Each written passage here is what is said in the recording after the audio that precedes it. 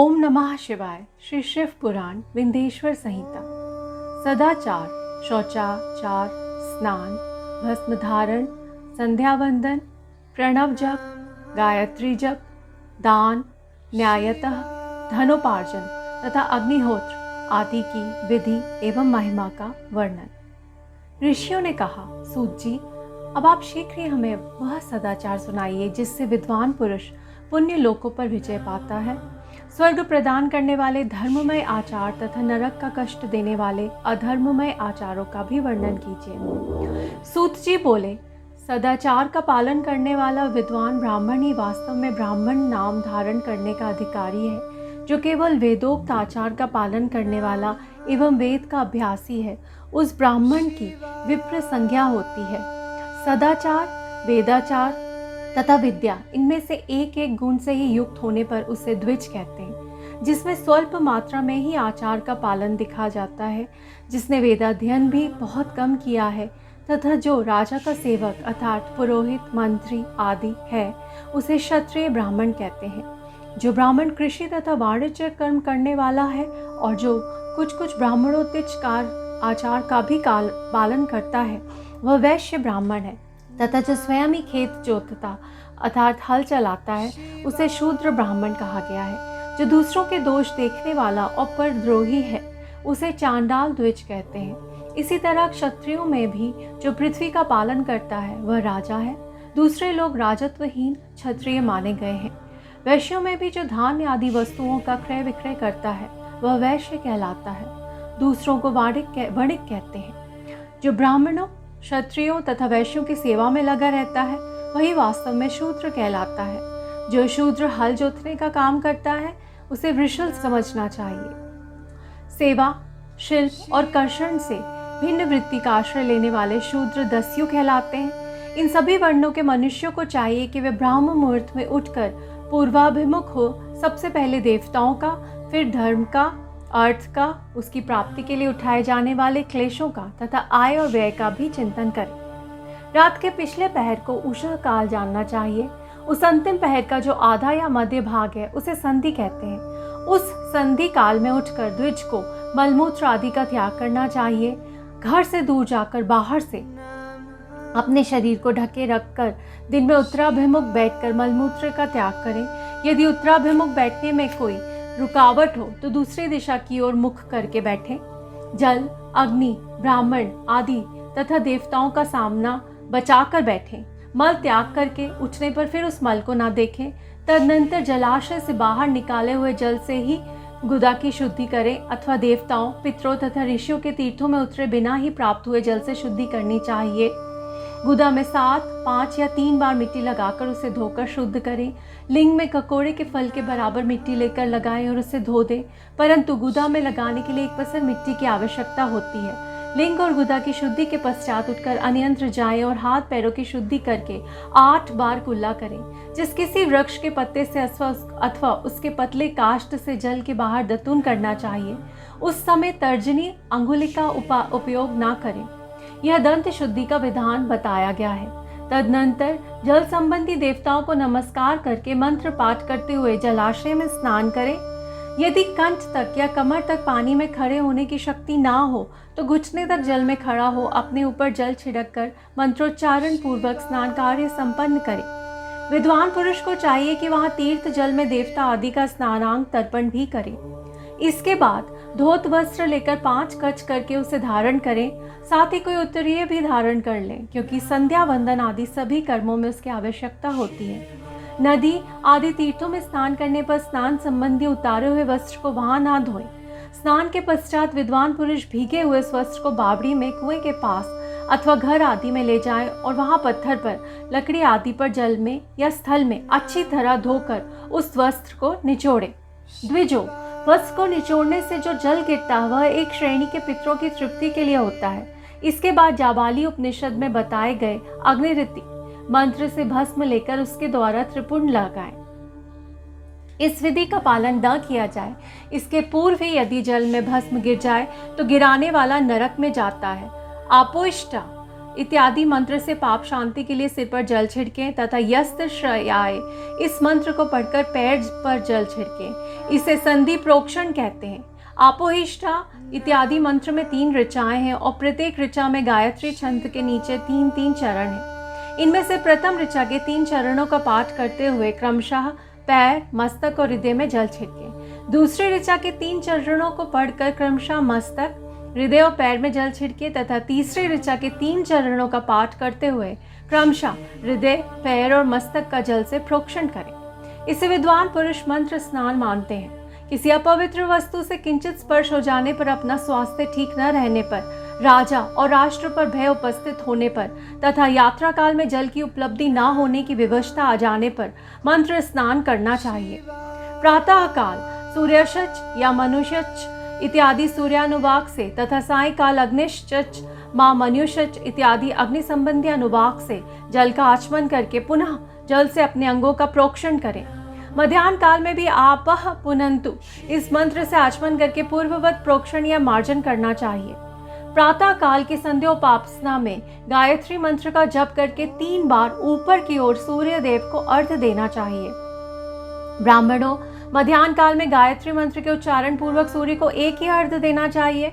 फिर सायंकाल आने पर पश्चिम की ओर मुख करके बैठ जाएं और पृथ्वी पर ही सूर्य के लिए अर्घ्य दें, ऊपर की ओर नहीं। प्रातः काल और मध्याह्न के समय अंजलि में अर्घ्य जल लेकर अंगुलियों की ओर से सूर्यदेव के लिए अर्घ्य दें। फिर अंगुलियों के छिद्र से ढलते हुए सूर्य को देखें तथा उनके लिए स्वतः प्रदक्षिणा करके शुद्ध आचमन करें। सायंकाल में सूर्यास्त से 2 घड़ी पहले की हुई संध्या निष्फल होती है, क्योंकि वह साय संध्या का समय नहीं है। ठीक समय पर संध्या करनी चाहिए, ऐसी शास्त्र की आज्ञा है। यदि संध्या उपासना किए बिना दिन बीत जाए तो प्रत्येक समय के लिए क्रमशः प्रायश्चित करना चाहिए। यदि एक दिन बीते तो प्रत्येक बीते हुए संध्या काल के लिए नित्य नियम के अतिरिक्त 100 गायत्री मंत्र का अधिक जप करें। यदि नित्य कर्म के लुप्त हुए 10 दिन से अधिक बीत जाएं, तो उसके प्रायश्चित रूप में 1 लाख गायत्री का जप करना चाहिए। यदि 1 मास तक नित्य कर्म छूट जाए तो पुनः अपना उपनयन संस्कार कराएं। अर्ध सिद्धि के लिए ईश, गौरी, कार्तिकेय, विष्णु, ब्रह्मा, चंद्रमा और यम का तथा ऐसे अन्य देवताओं का भी शुद्ध जल से तर्पण करें। फिर तर्पण कर्म को ब्रह्मार्पण करके शुद्ध आचमन करें। तीर्थ के दक्षिण प्रशस्त मठ में, मंत्रालय में, देवालय में, घर में अथवा अन्य किसी नियत स्थान में आसन पर स्थिरता पूर्वक बैठकर विद्वान पुरुष अपनी बुद्धि को स्थिर करें और संपूर्ण देवताओं को नमस्कार करके पहले प्रणव का जप करने के पश्चात गायत्री मंत्र की आवृत्ति करें। प्रणव के अ, उ और मा इन तीनों अक्षरों से जीव और ब्रह्म की एकता का प्रतिपादन होता है। इस बात को जानकर प्रणव अर्थात ओम का जप करना चाहिए। जप काल में यह भावना करनी चाहिए कि हम 3 लोकों की सृष्टि करने वाले ब्रह्मा, पालन करने वाले विष्णु तथा संहार करने वाले रुद्र की, जो स्वयं प्रकाश में चिन्मय है, उपासना करते हैं। यह ब्रह्म स्वरूप ओमकार हमारी कामेंद्रियों और ज्ञानेंद्रियों की वृत्तियों को, मन की वृत्तियों को तथा बुद्धि वृत्तियों को सदा भोग और मोक्ष प्रदान करने वाले धर्म एवं ज्ञान की ओर प्रेरित करें। प्रणव के इस अर्थ का बुद्धि के द्वारा चिंतन करता हुआ जो इसका जप करता है वह निश्चय ही ब्रह्म को प्राप्त कर लेता है, अथवा अर्थानुसंधान के बिना भी प्रणव का नित्य जप करना चाहिए। इससे ब्राह्मण तत्व की पूर्ति होती है। ब्राह्मण तत्व की पूर्ति के लिए श्रेष्ठ ब्राह्मण को प्रतिदिन प्रातः काल 1 सहस्त्र गायत्री मंत्र का जप करना चाहिए। मध्याह्न काल में 100 बार और सायंकाल में 28 बार जप की विधि है। अन्य वर्ण के लोगों को अर्थात क्षत्रिय और वैश्य को तीनों संध्याओं के समय यथासाध्य गायत्री जप करना चाहिए। शरीर के भीतर मूलाधार, स्वाधिष्ठान, मणिपुर, अनाहत, आज्ञा और सहस्त्रार ये 6 चक्र हैं। इनमें मूलाधार से लेकर सहस्त्रारथ के 6 स्थानों में क्रमशः विदेश्वर, ब्रह्मा, विष्णु, ईश, जीवात्मा और परमेश्वर स्थित हैं। इन सब में ब्रह्म बुद्धि करके इनकी एकता का निश्चय करें और वह ब्रह्म मैं हूँ ऐसी भावना पूर्वक प्रत्येक श्वास के साथ सोहम का जप करें। उन्हीं विंदेश्वर आदि की ब्रह्मरंध्र का आदि में तथा इस शरीर से बाहर भी भावना करें। प्रकृति के विकार भूत महतत्व से लेकर पंचभूत पर्यंत तत्वों से बना हुआ जो शरीर है, ऐसे सहस्रों शरीरों का एक एक अचपा गायत्री के जप से एक एक के क्रम से अतिक्रमण करके जीव को धीरे धीरे परमात्मा से संयुक्त करें। यह जप का तत्व बताया गया है। 100 अथवा 28 मंत्रों के जप से उतने ही शरीरों का अतिक्रमण होता है। इस प्रकार जो मंत्रों का जप है इसी को आदि क्रम से वास्तविक जप जानना चाहिए। सहस्त्र बार किया हुआ जप ब्रह्मलोक प्रदान करने वाला होता है, ऐसा जानना चाहिए। 100 बार किया हुआ जप इंद्रपद की प्राप्ति कराने वाला माना गया है। ब्राह्मणेतर पुरुष आत्मरक्षा के लिए जो स्वल्प मात्रा में जप करता है वह ब्राह्मण के कुल में जन्म लेता है। प्रतिदिन सूर्योपास्थान करके उपयुक्त मंत्र से रूप से जप का अनुष्ठान करना चाहिए। 12 लाख गायत्री का जप करने वाला पुरुष पूर्ण रूप से ब्राह्मण कहा गया है। जिस ब्राह्मण ने 1 लाख गायत्री का भी जप न किया हो उसे वैदिक कार्य में न लगाए। 70 वर्ष की अवस्था तक नियम पालन पूर्वक कार्य करे। इसके बाद गृह त्याग कर संन्यास ले ले। परिव्राजक या सन्यासी पुरुष नित्य प्रातः काल 12,000 प्रणव का जप करे। यदि एक दिन इस नियम का उल्लंघन हो जाए तो दूसरे दिन उसके बदले में उतना मंत्र और अधिक जपना चाहिए और सदा इस प्रकार जप को चलाने का प्रयत्न करना चाहिए। यदि क्रमशः 1 मास आदि का उल्लंघन हो गया तो 1.5 लाख जप करके उसका प्रायश्चित करना चाहिए। इससे अधिक समय तक नियम का उल्लंघन हो जाए तो पुनः नए सिरे से गुरु से नियम ग्रहण करें। ऐसा करने से दोषों की शांति होती है, अन्यथा वह रौरव नरक में जाता है। जो सकाम भावना से युक्त गृहस्थ ब्राह्मण है उसी को धर्म तथा अर्थ के लिए यत्न करना चाहिए। मुमुक्षु ब्राह्मण को तो सदा ज्ञान का ही अभ्यास करना चाहिए। धर्म से अर्थ की प्राप्ति होती है, अर्थ से भोग सुलभ होता है, फिर उस भोग से वैराग्य की संभावना होती है। धर्म पूर्वक उपार्जित धन से जो भोग प्राप्त होता है उससे एक दिन अवश्य वैराग्य का उदय होता है। धर्म के विपरीत अधर्म से उपार्जित हुए धन के द्वारा जो भोग प्राप्त होता है उससे भोगों के प्रति आसक्ति उत्पन्न होती है। मनुष्य धर्म से धन पाता है, तपस्या से दिव्य रूप की प्राप्ति होती है। कामनाओं का त्याग करने वाले पुरुष के अंतःकरण की शुद्धि होती है, उस शुद्धि से ज्ञान का उदय होता है, इसमें संशय नहीं है। सत्ययुग आदि में तप को ही प्रशस्त कहा गया है, किंतु कलयुग में द्रव्य साध्य धर्म दान आदि अच्छा माना गया है। सतयुग में ध्यान से, त्रेता में तपस्या से और द्वापर में यज्ञ करने से ज्ञान की सिद्धि होती है, परंतु कलयुग में प्रतिमा अर्थात भगवद विग्रह की पूजा से ज्ञान लाभ होता है। अधर्म हिंसा अर्थात दुख रूप है और धर्म सुख रूप है। अधर्म से मनुष्य दुख पाता है और धर्म से वह सुख एवं अभ्युदय का भागी होता है। दुराचार से दुख प्राप्त होता है और सदाचार से सुख। अतः भोग और मोक्ष की सिद्धि के लिए धर्म का उपार्जन करना चाहिए। जिसके घर में कम से कम 4 मनुष्य हैं, ऐसे कुटुंबी ब्राह्मण को जो 100 वर्ष के लिए जीविका अर्थात जीवन निर्वाह की सामग्री देता है, उसके लिए वह दान ब्रह्मलोक की प्राप्ति कराने वाला होता है। 1 सहस्त्र चांद्रायण व्रत का अनुष्ठान ब्रह्मलोकदायक माना गया है। जो क्षत्रिय 1 सहस्त्र कुटुंब को जीविका और आवास देता है उसका वह कर्म इंद्रलोक की प्राप्ति कराने वाला होता है। 10,000 कुटुंबों को दिया हुआ आश्रय दान ब्रह्मलोक प्रदान करता है। दाता पुरुष जिस देवता को सामने रखकर दान करता है अर्थात वह दान के द्वारा जिस देवता को प्रसन्न करना चाहता है उसी का लोक उससे प्राप्त होता है। यह बात वेदता पुरुष अच्छी तरह जानते हैं। धनहीन पुरुष सदा तपस्या का उपार्जन करें, क्योंकि तपस्या और तीर्थ सेवन से अक्षय सुख पाकर मनुष्य उसका उपभोग करता है। अब मैं न्यायतः धन के उपार्जन की विधि बता रहा हूँ। ब्राह्मण को चाहिए कि वह सदा सावधान रहकर विशुद्ध प्रतिग्रह अर्थात दान ग्रहण तथा याजन अर्थात यज्ञ कराने आदि से धन का अर्जन करे। वह इसके लिए कहीं दीनता न दिखाए और न अत्यंत क्लेशदायक कर्म ही करे। क्षत्रिय बाहुबल से धन का उपार्जन करे और वैश्य कृषि एवं गौरक्षा से। न्यायोपार्जित धन का दान करने से दाता को ज्ञान की सिद्धि प्राप्त होती है। ज्ञान सिद्धि द्वारा सब पुरुषों को गुरु कृपा मोक्ष सिद्धि सुलभ होती है। मोक्ष से स्वरूप की सिद्धि अर्थात ब्रह्म रूप से स्थिति प्राप्त होती है, जिससे मुक्त पुरुष परमानंद का अनुभव करता है। गृहस्थ पुरुष को चाहिए कि वह धन धान्य आदि सब वस्तुओं का दान करे। वह तृषा निवृत्ति के लिए जल तथा शुभ्धा रूपी रोग की शांति के लिए सदान्न का दान करे। खेत, धान्य, कच्चा अन्न तथा भक्ष्य भोज्य, लेह और चौष्य ये 4 प्रकार के सिद्ध अन्न दान करने चाहिए। जिसके अन्न को खाकर मनुष्य जब तक कथा श्रवण आदि सधर्म का पालन करता है उतने समय तक उसके किए हुए पुण्य फल का आधा भाग दाता को मिल जाता है, इसमें संशय नहीं है।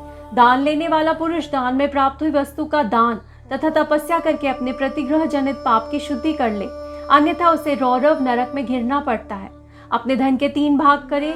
1 भाग धर्म के लिए, दूसरा भाग वृद्धि के लिए तथा तीसरा भाग अपने उपभोग के लिए। प्रकार नित्य, नैमित्तिक और काम में ये तीनों प्रकार के कर्म धर्मार्थ रखे हुए धन से करे। साधक को चाहिए कि वह वृद्धि के लिए रखे हुए धन से ऐसा व्यापार करे जिससे उस धन की वृद्धि हो तथा उपभोग के लिए रक्षित धन से हितकारक, परिमित एवं पवित्र भोग भोगे। खेती से पैदा किए हुए धन का 10वां अंश दान कर दे, इससे पाप की शुद्धि होती है। शेष धन से धर्म, वृद्धि एवं उपभोग करे, अन्यथा वह रौरव नरक में पड़ा रहता है, अर्थात उसकी बुद्धि पापपूर्ण हो जाती है या खेती ही चौपट हो जाती है। वृद्धि के लिए किए गए व्यापार में प्राप्त हुए धन का 6ठा भाग दान कर देने योग्य है। बुद्धिमान पुरुष अवश्य उसका दान कर दे। विद्वान को चाहिए कि वह दूसरों के दोषों का बखान न करे। ब्राह्मणों, दोषवश दूसरों के सुने या देखे हुए छिद्र को भी प्रकट न करे। विद्वान पुरुष ऐसी बात ना कहे जो समस्त प्राणियों के हृदय में रोष पैदा कराने वाली हो। ऐश्वर्य की सिद्धि के लिए दोनों संध्याओं के समय अग्निहोत्र कर्म अवश्य करे। जो दोनों समय अग्निहोत्र करने में असमर्थ हो वह एक ही समय सूर्य और अग्नि को विधि पूर्वक दी हुई आहुति से संतुष्ट करे। चावल, धान्य, घी, फल, कंद तथा हविष, इनके दोनों विधि पूर्वक स्थाली पाक बनाए तथा यथोचित रीति से सूर्य और अग्नि को अर्पित करे। यदि हविष्य का अभाव हो तो प्रधान होम मात्र करे।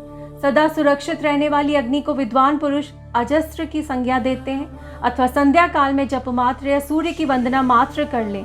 आत्मज्ञान की इच्छा वाले तथा धनार्थी पुरुषों को भी इस प्रकार विधिवत उपासना करनी चाहिए। जो सदा ब्रह्म यज्ञ में तत्पर होते हैं, देवताओं की पूजा में लगे रहते हैं, नित्य अग्नि पूजा एवं गुरु पूजा में अनुरक्त होते हैं तथा ब्राह्मणों को तृप्त किया करते हैं, वे सब लोग स्वर्ग लोक के भागी होते हैं। ओम नमः शिवाय। इति अध्याय 13। ओम नमः शिवाय।